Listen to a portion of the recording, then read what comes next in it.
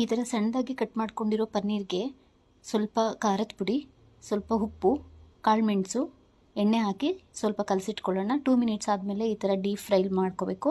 Deep fry ಆದಮೇಲೆ ಅದೇ ಪಾನ್ಗೆ ಸ್ವಲ್ಪ ಎಣ್ಣೆ ಮತ್ತು ಸಣ್ಣದಾಗಿ ಹೆಚ್ಚಿಟ್ಕೊಂಡಿರುವಂತಹ ಶುಂಠಿ ಮತ್ತು ಬೆಳ್ಳುಳ್ಳಿಯನ್ನು ಹಾಕಿ ಸ್ವಲ್ಪ ಫ್ರೈ ಮಾಡ್ಕೊಳ್ಳೋಣ.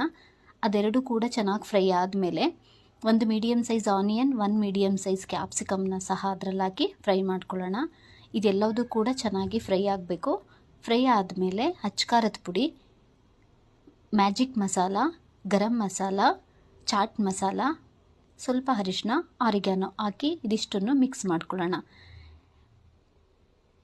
ಇದೆಲ್ಲದನ್ನು ಮಿಕ್ಸ್ ಮಾಡಿದ್ಮೇಲೆ